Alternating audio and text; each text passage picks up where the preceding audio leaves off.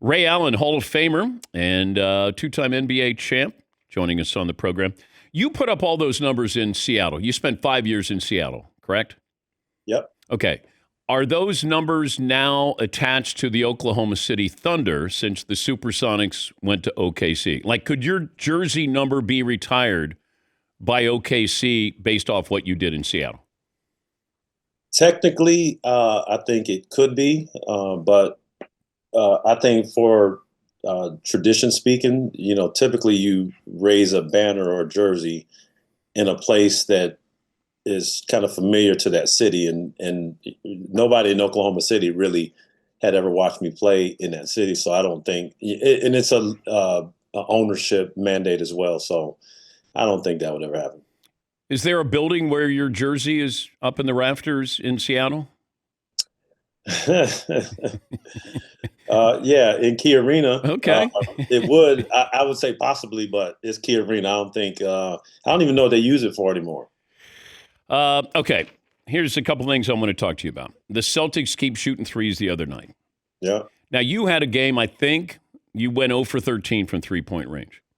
But as a great shooter, you're told to keep shooting. But at what point do you stop shooting threes if you're the Celtics the other night? Or do you stop shooting threes? Well, the other night, I think the Celtics shot 63s. Yeah. And they were shooting them at points when the Knicks kept kind of plugging away, and they were plugging away, and they were playing tougher. They were getting tougher buckets. The Knicks were obviously Brunson was getting so many mid-range shots, so he had a great offensive rhythm. I don't think the Celtics ever built their rhythm offensively. Now, they take a lot of threes early, and they take them throughout the game. And when they're going, because you got multiple guys that shoot threes and shoot them well. But if you never build a rhythm, getting to the basket, getting to the free throw line, get to the mid-range game, that's kind of where there was a hole in that game for the Celtics the other night. So to answer your question, they got to figure out getting some easy buckets, just kind of establishing rhythm as opposed to just kind of let it fly consistently, because it's the playoffs. It changes a lot because now those shots become smaller opportunities, and they're shooting quicker, and it's important for them to try to figure out a way to get some rhythm stuff starting the game early. Yeah, I just thought, go inside, get fouled, go to the free throw line. Let's break up all this and just get something there. That's what was surprising. But the analytics say, I think, to keep shooting the threes, don't they?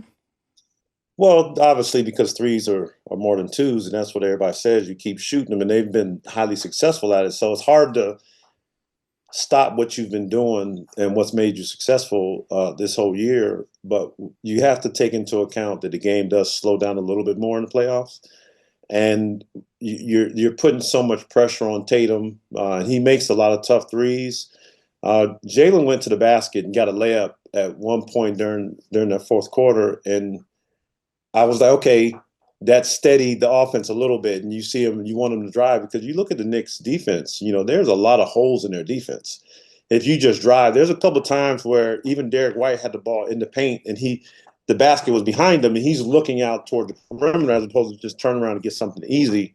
And it is, hopefully, they'll look at the film, and, I'm sure Mazzulla will say, these are just shots that we missed. We're all capable of making these shots, but to make it easier on yourself, it's hard in a playoff situation because you can make those shots. So I just think to start the game tonight, they have to make sure that they get to the free throw line early and establish something in the paint from the standpoint of driving and getting some easy stuff. Because as a shooter, I'll tell you, I did not want to start a game shooting a three, because if you miss, then you start pressing, and then you start pressing. I didn't want to have to feel like I was pressing. In Boston, we had so many good players that could score, so I wanted to make sure I got to the basket early if I could. Talking to Ray Allen, former three-point shooting contest winner back in 2001. Do you practice missing free throws? We saw that with Tyrese Halliburton. Because he's got to miss the free throw, but you got to miss it correctly to get a chance. Do you practice missing free throws?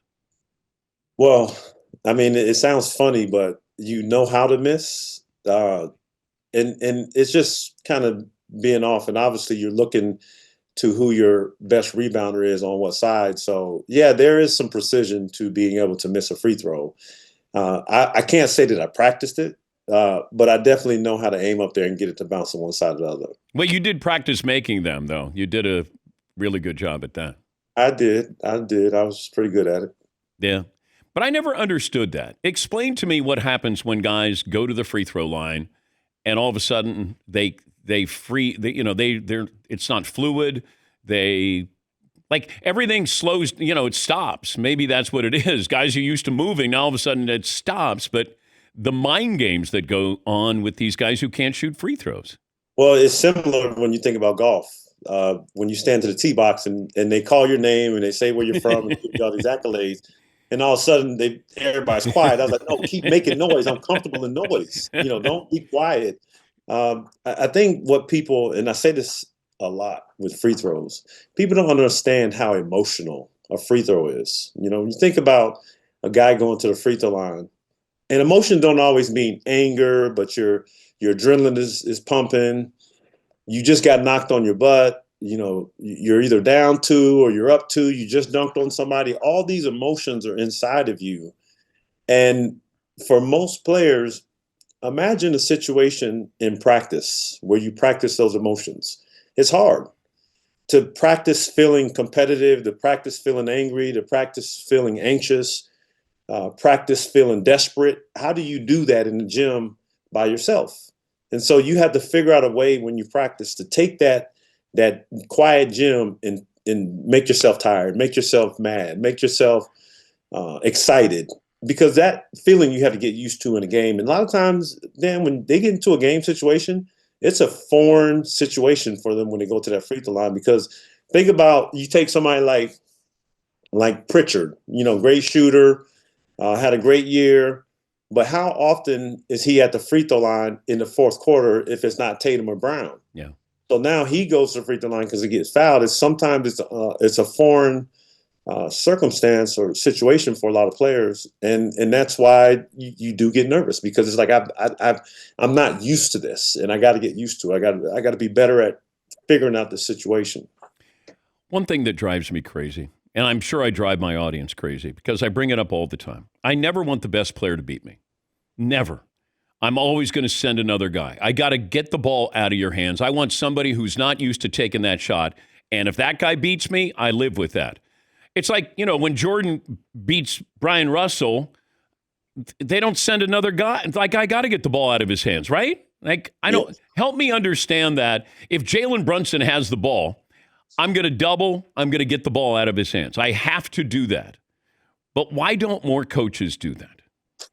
Well, I think it's a double-edged sword, because when you don't want the best player to beat you, there's some scenarios, some playoff situations you kind of walk into and you say he's going to get his 40, but we can't let these other guys get off. So it is each situation from series to series. What are you dealing with? Like, if you look at Indiana, you got Nesmith that had 23, and Turner had 23, and Nembhard had 13. Yeah, but this is the last shot, though. This is the last shot. That's all I'm talking about. Even Halliburton has the ball. That's the guy I know who wants the ball. I have to send another guy his way. I'm not going to let him beat me. And they gave him, he created space. It was a tough shot, though. But I know, but he's got single coverage on it. Yeah, I mean, it's always, we can be perfect defensively as a scheme, going to the game, but we always say good offense, better defense, or good defense, better offense. I'm sorry. We're playing a scheme a certain way, and then a guy makes a tough shot over the top of us. We have to shake their hand, because this league is filled with great offensive players. So it can, like I said, it can go either way. We'll run 2 at a guy because he got hot. Say if a guy has 40 plus, I don't know. Halliburton only had 19 points last night, so it wasn't like he was cooking. But he's a closer. But you just kind of you live with those odds, because if you look at defenses and you look at all these playoff games, the one thing that you find fascinating is there's no paint presence. Yeah. last night, I don't know who. I don't remember. It was Draymond Green. He came straight down the lane and dunked it, and there was no awareness Yeah. uh, from Minnesota whatsoever. And that's the one thing in playoff basketball that you kind of, you fortify your defense with a paint presence and you work from inside out. And you see that consistently because, so many teams are shooting threes. And then you look at the ball, the way the ball bounced, against with the Golden State, and you see how many rebounds they got. And Minnesota's the bigger team. You think about how many rebounds they didn't get. Gobert had 11, and I think Anthony had 14 or somewhere around there. But those balls are bouncing so long, so it's spreading the defense out.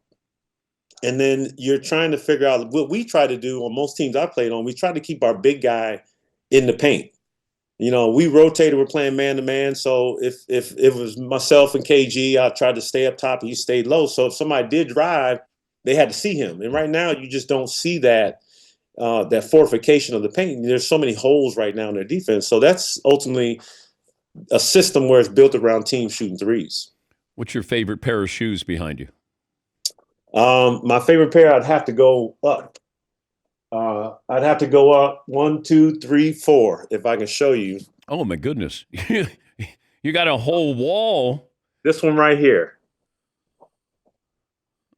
Okay, number 4. So those are how many of those are Air Jordans? They're 1 through 30. 1 through 30. Mike, sign any shoes that you have? No. well, you wouldn't ask him? I haven't. Like, I have a jersey of his hanging on my wall, and I play golf with him regularly. I wouldn't ask him, but I think at some point I should here in the future, just for keepsake, just having momentum. And I know he would if I asked him, but I thought about it, but I haven't done it yet. Okay, but if you have them in the back of the golf cart, and then Mike probably sees them, and then you go, "Oh, God, yeah, sorry, I thought I was going to leave these in the car," and then you have a Sharpie attached to it. Then all of a sudden, see that I'm a vet right here, DP. That's like the rookie move to do that. Is? Like, if somebody did that to me, I'd be looking at them like, "Really, really, dude? Okay, you really just left it with the Sharpie on taped up to it?" Okay, what if you send somebody? You guys used to do this where you'd send the clubhouse guy over to get something signed by somebody in the other locker room, right? Yeah. Okay. Yeah, we did that. I'll tell you a story. One time when I was playing in Milwaukee, I was always early, and the bus wasn't there yet, so I took the cab over, and I'm sitting in the locker room. So our equipment manager didn't get our gear out yet, so I'm sitting in the locker room, and I'm antsy trying to get on the court. And the United Center was always freezing, so you wanted to come like bundled. So I'm sitting there, and the equipment guy from the Bulls comes to the locker room. He goes, "Your guys didn't get here yet." I said, "No, they're not here. I'm just waiting on them." He goes, "Mike's on the other side. He has some stuff. Maybe you want to ask him." And I was like, "Really?" And he's like, "Yeah, but you got to ask him. You got to go in there and ask him." And I'm probably like 3 years in the league, and I'm like, go over there and ask. I was like, "Can you ask for him?" He goes, "No, you got to go ask him." So, and so I went in there, and I was like, "Mike, you think I could borrow a pair of shoes?" And I'm already wearing the shoes anyway. I'm under contract.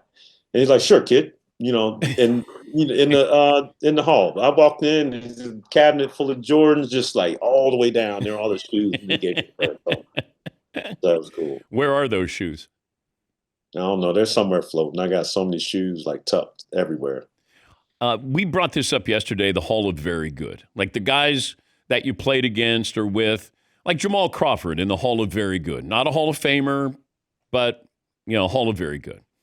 Who would you put in there, maybe you played against, contemporaries, where you go, that guy should be in the Hall of Very Good? Not a Hall of Famer, but Hall of Very Good. That I played with, I would definitely say 2 players that just, one in particular that would kill the game today is Vin Baker. Okay.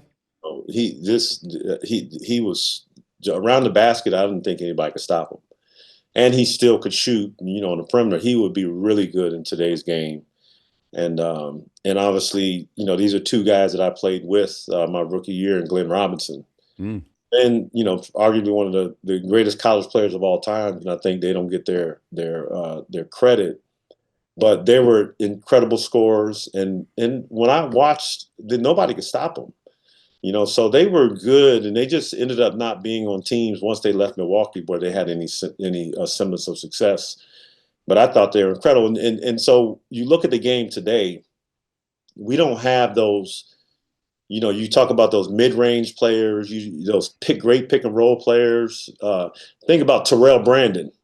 He was dubbed best point guard in the world, Sports Illustrated. Like this, he was split a pick and roll, his mid-range game. He was automatic, and I learned a lot from him. Just playing with those three guys helped my game tremendously. And we don't have that skill level right now in the NBA because of the overuse of the three ball. Yeah. I can't get it out of my mind that you're wearing Michael Jordan shoes playing against Michael Jordan. Well, just remember, my second game in the NBA, my first game was Minnesota Timberwolves in preseason. And the second one, and I seen the schedule, so I was still in my college apartment when I got the schedule. And October 15th, 1993, Chicago Bulls, United Center. And I'm sitting there, I still got a poster of him on my wall right here in my room, and I'm like, I'm about to play against Michael Jordan. So I'm wearing his shoes on October 15th. I'm stretching. And then I hear the whole introduction, and I'm used to being on the other side looking at the TV watching all this stuff happen. And now I'm like, wow, this is so crazy. I'm inside the TV right now. And then I'm sitting here on the ground stretching, and I'm doing this, and I'm just kind of, and I see the Bulls run out, and he's the last one, and I couldn't believe it. Just as much as I watched him and kind of like studied his game, and he was such a big role model. And then being on the same floor with him, it was just unbelievable. Did he talk trash to you? No, but at jump ball, he walks over to me and he said, "Welcome to the NBA, Ray." And I was like, you just don't understand. Like this man, he's to be great, you also have to be intelligent. You can't walk around and be oblivious to the things around you. So he knows everybody who's playing against. You study your opponents. You watch the draft. You know who's young and coming to the league. And so as us young players, we're so naive to that idea. You start to realize how much you have to immerse yourself in this game, and you have to know every player in the league. You can't just think that, oh, I'm the best player, I don't care about anybody. You really have to study this game and who's in it. What's on your shirt? Jesus. Shooting a jumper? Shooting a jump shot. That's not Jesus Shuttlesworth. That's Jesus. It's not Jesus Shuttlesworth, but it's a play on. I don't know about Jesus form though, Ray. Yeah, this one ain't my form. We'll work with him though. We'll give him a pass. We definitely will give him a pass. Thank you, Ray. Good to talk to you again. That's Ray Allen, Hall of Famer. We'll take a break. Back after this.